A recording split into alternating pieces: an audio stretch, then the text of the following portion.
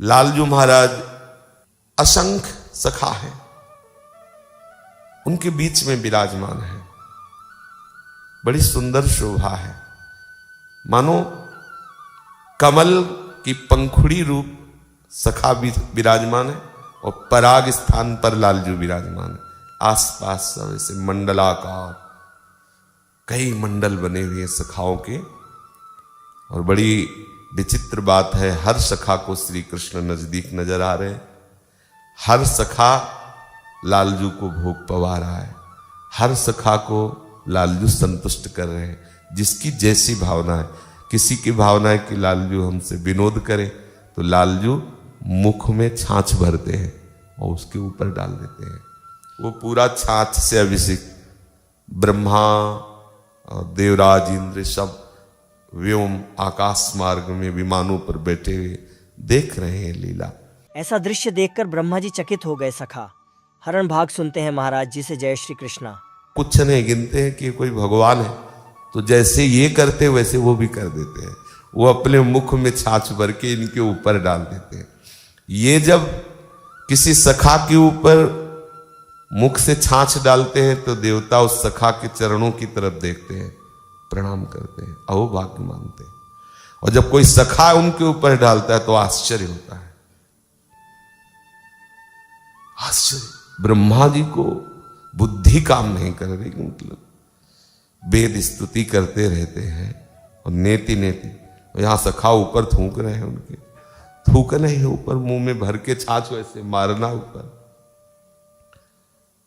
भोज्य भक्ष तहां लेह कही, पेय पियत शिशु साथ, पाहन पत्रन पर धरे, जेवत त्रिभुवन नाथ।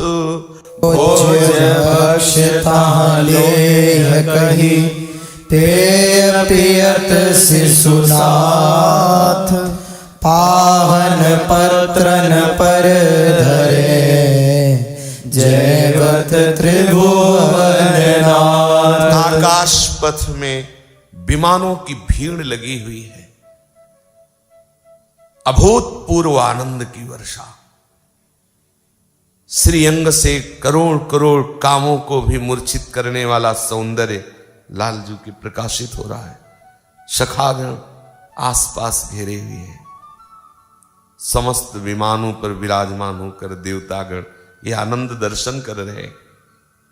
बड़े बड़े ऋषि मुनि देख रहे हैं कि बड़े बड़े यज्ञों में प्रभु का मंत्रों के द्वारा आवाहन होता है, भोग लगाया जाता है, लेकिन कभी एक कवल पाते नहीं देखा गया। तो यहां छीना झपटी चल रही, प्रभु छीन छीन के पा रहे, सखा उनसे छीन रहे। बड़ा ये अद्भुत भोग ठाकुर जी का लग रहा है। सांगोपांग पवित्रता, पूर्ण शुद्ध वैदिक मंत्रों का उच्चारण, पूर्ण जितेंद्रीय ऋषियों के द्वारा आवाहन, और महाराज कभी प्रगट में आके नहीं पाए। और यहां सखा ग्वाल है, अहीर है। अब क्या इनकी वर्णन करे, इनकी जो भाषा है ब्रज की वो भी एक अलग वेद है, हजम नहीं कर सकता कोई। और यहां प्रभु यज्ञेश्वर गोप बालकों के बीच में बैठे हुए हैं, सर्वसाधारण बालक की तरह, जैसे साधारण बालक छीना झपटी करके। ऐसे कोई सखा भोजन पात्र से, लालजू के भोजन पात्र से भोजन भोग लेता है, अपने मुख में ले लेता है। लालजू उसके भोजन पात्र से छीनकर अपने मुख में ले लेते हैं। कोई कोई लालजू के भोजन की प्रशंसा करता है तो कोई कोई कहने भी लगता है, मैया ने खट्टी छाछ इसके लिए रखी है, तभी ये छीन छीन के हम सबकी खा रहा है। कोई अवहेलना भी कर रहा है। बड़ा आनंद में कोलाहल है। बिभ्रद वेणुम जठर पटयो श्रृंग वेत्रे च कक्षे, वामे पाणो नृषण कवलम तत्फलान्यंगुलीषु। कमर में पीतांबर का फेट है, उस पे बंसी है, और ठाकुर जी ऐसे पा रहे हैं, बाएं हाथ में दही भात का सना हुआ कौर, और अंगुलियों में अलग अलग मुरब्बा है, अलग अलग, कोई मीठा है, कोई खट्टा है, ऐसे कई तरह का मुरब्बा अंगुलियों में ऐसे और ऐसे रख लेते हैं। इसलिए हाथ में कि कोई सखा उधर से लाग देता है, कोई उधर से लाग देता है। ठाकुर जी अपने भोजन पात्र से तो मुश्किल से ही ले पाते हैं, वो सखा जन से बड़ा सुंदर स्वरूप है। तिष्ठन मध्य स्वपरिसुहृदो हासयन नर्म भी स्वय, मध्य में विराजमान सखाओं को हंसाते हुए, मजाक करते हुए, विनोद करते हुए, हास परिहास करते हुए प्रभु भोग आरोग रहे हैं। देवता लोग, ऋषि मुनि जन इस सौभाग्य, यद्यपि अद्वैत निष्ठा के आचार्य भगवान शंकराचार्य प्रभु भी इसी रूप में दीवाने हैं, उनके ध्यान का विषय यही है। सखाओं के मध्य में भोग आरोगते हुए बाल गोविंद श्री आद्य गुरु भगवान शंकराचार्य जी के ध्यान का विषय। श्री ब्रह्मा जी ने विचार किया। ब्रह्मा जी का विचार कैसे आ सकता है इनकी ये लीला देखने के बाद? बड़ा सूक्ष्म विषय है। कोई श्री कृष्ण के इस लीला विनोद को देखने के बाद विचार करने लायक रह जाए। अब जो विचार आ रहा है वो वही देर है इसलिए आ रहा है, नहीं तो विचार करने लायक कोई नहीं रह जाता। जब प्राण प्यारे का किसी को साक्षात्कार होता है ना, तो ब्रह्म नहीं, माया नहीं, और नहीं जीव नहीं काल, अपनी हो सुदिना रहे, एक रहे। वहां ये सब प्रश्न नहीं होता, कल्याण कैसे होता है, मोक्ष कैसे, सब बहुत दूर। मतलब वो एक अलग धारा है, वो प्रेम की ऐसी धारा है कि पूछो मत। वो तो प्रभु ही कृपा करते हैं, ये रजरानी कृपा करती है, तो उस धारा में मन की वृत्ति फंसती है। नहीं तो बड़ी दुर्लभ वो धारा प्रेम की है। और ये तो प्रेम के मूर्तिमान स्वरूप ब्रजवासी जन है। सब शिशु आनंद में भोग आरोग रहे, इतने में एक सखा खड़ा हुआ का भैयाओ, दूर दूर तक कोई बछड़ा नहीं दिखाई दे रहा, सब खाने में मगन हो, सब पा रहे हो बहुत समय से, किसी को सुध है, बछड़े कहां गए? उनमें से फिर एक खड़े हुए देखा, बछड़े नहीं दिखाई दे रहे। उसमें चतुर्सुजान सखाओं ने कहा चिंता करने की कोई बात नहीं, हरी हरी घास के लोभ से बछड़े दूर चरने चले गए होंगे। तो उनका भैया तुम्हारी इस बात से हमें संतोष नहीं हो रहा है। देखो घर में डांट लगेगी अगर कुछ भी गड़बड़ हुआ तो, हो सकता है कल से हम लोगों को चराने की सेवा ना मिले, गोवत्स चारण की। इसलिए हमें लगता है कि हमें तुरंत जाना चाहिए और बछड़े घेर कर लाना चाहिए। लालजू महाराज ने कहा चिंता करने की कोई बात नहीं है, यही हरी हरी घास के लोभ से बछड़े गए होंगे, अभी मैं लेके आ रहा हूं।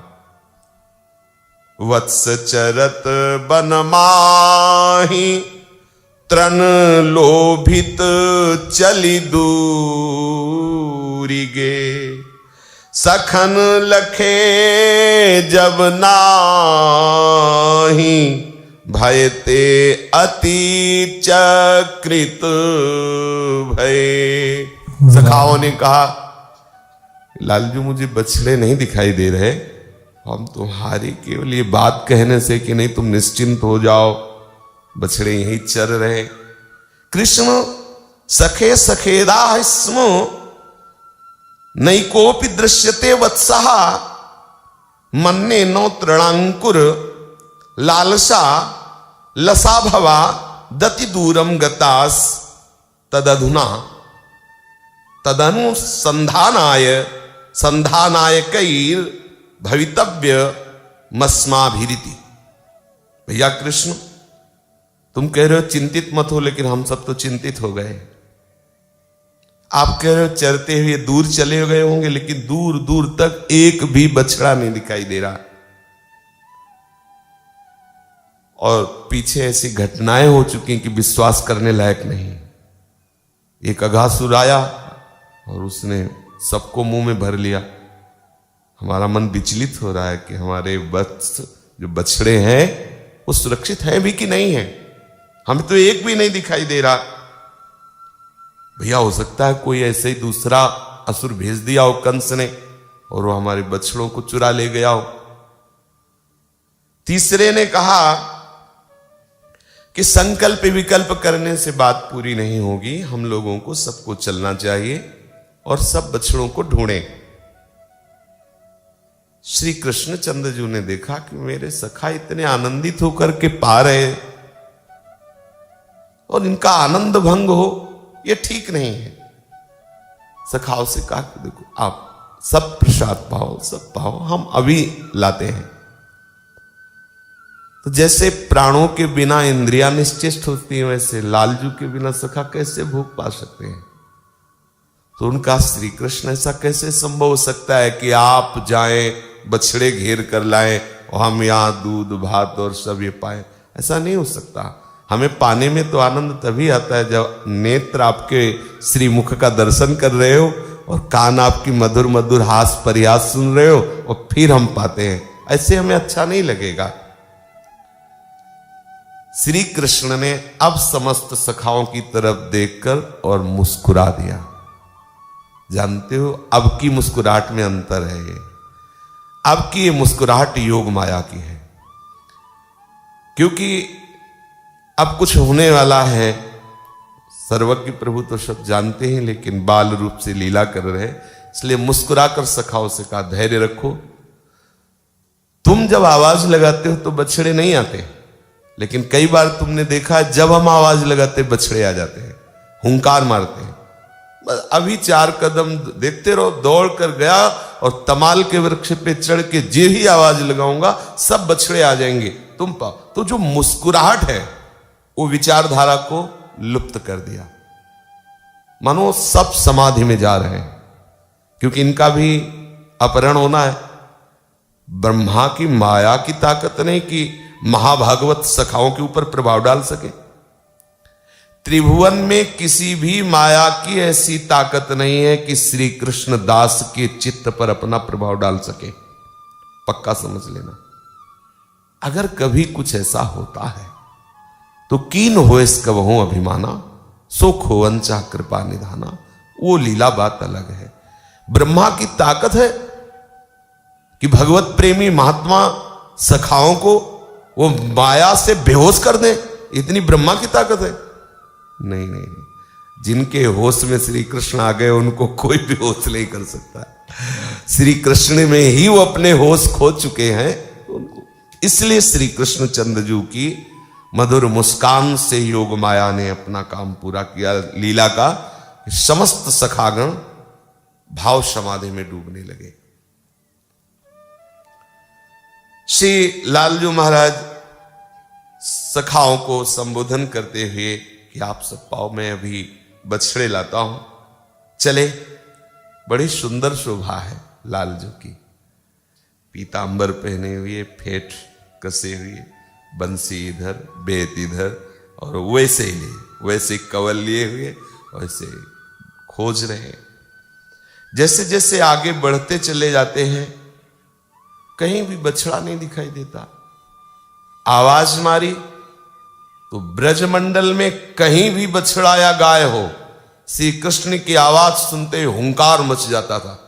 श्री कृष्ण ने बुलाया तो सब हुंकार दे देती थी, गाय बछड़े सब। एक भी हुंकार नहीं आई, बस वो जो लालजू बोले वही प्रतिध्वनि थी, किसी भी बछड़े की हुंकार नहीं थी।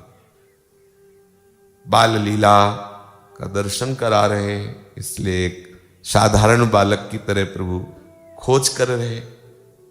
खोजते हुए विचार किया कि हो सकता है गिरिराज जी की तलहटी में चली गई हो। प्रभु वहां गए गिरिराज जी की गुफाओं में। इत्युक्त्वा दरी कुंज गौहरे स्वात्मवत्सकान विचिन्वन भगवान कृष्ण सपाणि कवलो ययौ। वैसे ही कवल लिए हुए कभी गिरिराज जी की तलहटी में, कभी गिरिराज जी में, कभी गुफाओं में, कभी कुंज में, कभी गहवर वन में प्रभु खो जाए, कहीं भी बछड़े नहीं। सर्वज्ञ सर्वविद प्रभु है, लेकिन बाल लीला कर रहे हैं। विचार किया कि ये कौन सी लीला हो रही भाई कि हमारे सब बछड़े ही गायब हो गए। अच्छा 100-200 1000 बछड़े थोड़ी थे, असंख्य बछड़े थे, कोई उत्तर भी नहीं दे रहा। तो विचार किया कि लौट कर चलते हैं और सखाओं से कहते हैं कि चारों दिशाओं में फैल जाओ, संध्या होने वाली है, घर में पिटाई होगी अगर बछड़े न मिले। महाराज लौट के आते तो सखा सब गायब, एक भी सखा नहीं। प्रभु सोचते हैं कि ये क्या हो रहा है, बछड़े ढूंढने गए तो एक भी बछड़ा नहीं, लौट के आए तो हमारे जो सखा जन प्रसाद पा रहे थे उनमें कोई भी नहीं।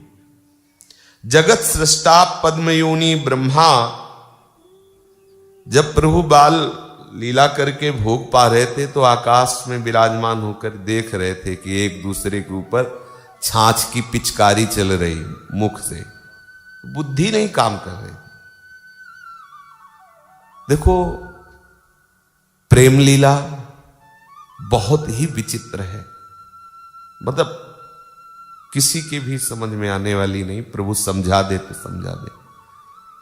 पीछे एक दिन की चर्चा में आया था कि एक गोपी के घर में गए अपने सखाओं के साथ, प्रभु और कहा क्या कर रहे? बोले आज पूजा है, ये गुलगुला पकौड़ी जो है सब बना रहे, पूजा। किसकी पूजा है? तो किसी देवता की बताई। उनका सब देवताओं का बाप तो हम है। ठाकुर जी ने कहा अरे हमारे होते हुए ब्रज में किसकी पूजा होगी, मेरी पूजा कर। तो उनका मैया से शिकायत कर देंगे कि अभी तक तो चलो माखन आदि, अब ये पूजा में भी विघ्न डालता है। तो सखाओं को आदेश किया कि अपनी पूजा शुरू की जाए। तो ठाकुर जी सब जहां लीपा पुता है ना, वहां पूजा शुरू हो गई सखाओं वाली लघु शंका आदि। अब बताओ किसी की बुद्धि काम करेगी क्या? जिसे वेद स्तुति करते हैं, बड़े बड़े महापुरुष जन ध्यानस्थ रहते हैं, वो प्रभु लघु शंका कर रहे लिपे पुते स्थान में। भागवत में वर्णन आया। एक गोपी से बहुत हट करते हैं कि थोड़ा सा तो माखन दे दे। तो कहती माखन तब देंगे, हमारी जूती रखी ना दरवाजे की, ले आ। तो जानते ठाकुर जी कैसे लाते हैं? माथे पे रख करके लाते हैं, जूती माथे पे रख के और ठुमुक ठुमुक कर चल रहे, आनंदित हो रहे कि आज हमें भक्त की सेवा मिली। रखते हैं, वो थोड़ा सा माखन चटा देती है। कैसे आप शास्त्रों को पढ़ के देखो, जैसे ही हरिवंश प्रताप रूप गुण वै बल श्याम उजा, वो प्रभु ऐसे। ये प्रेम मार्ग है। प्रेमी जन ही प्रभु के इस भाव को, प्रभु की इस महिमा को जानते हैं। जगत सृष्टा ब्रह्मा को भी मतलब प्रश्न खड़ा हो गया कि समझ में नहीं आ रहा, ये गांव के गंवार बालक ऐसे ऐसे और ये खेल रहा है, ये परब्रह्म परमात्मा तत्व है, ये वही है जिसके लिए हम सब आराधना किए, ये वही है जो हमें समाधि में आदेश किया कि मैं अवतार ले रहा हूं। बुद्धि काम नहीं। थोड़ी थोड़ी देर में बार बार ब्रह्मा जी समझाते हैं, हाँ वही है, अभी अगासुर को तो मारा, सब देवताओं ने स्तुति की और सब, फिर एकदम अगर वो है तो ऐसा क्यों? ऐसा ही है, जहां जहां ऐसा होता है वो प्रभु की लीला बड़ी विचित्र है। गरुड़ महाज्ञानी गुण राशि, लेकिन जब प्रभु का नागबंधन से मोक्ष करते हैं तो उनको लगता है अगर प्रभु है तो नागबंधन क्या हो सकता था?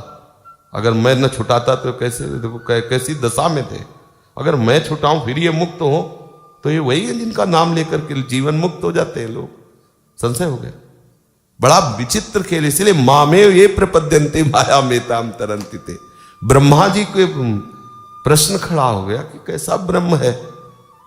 फिर कैसा ब्रह्म है ये बात देखने के लिए फिर लीला में कुछ बदलाव होना चाहिए।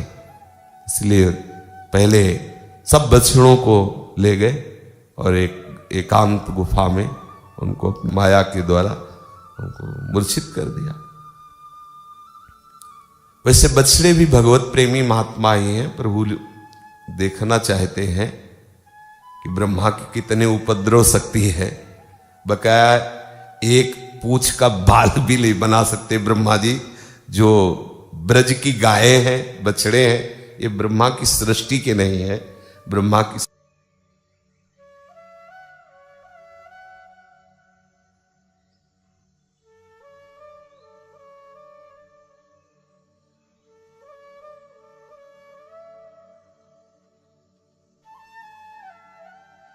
अंत तक वीडियो देखने के लिए धन्यवाद। और भी वीडियो बनाएंगे। जय श्री कृष्ण।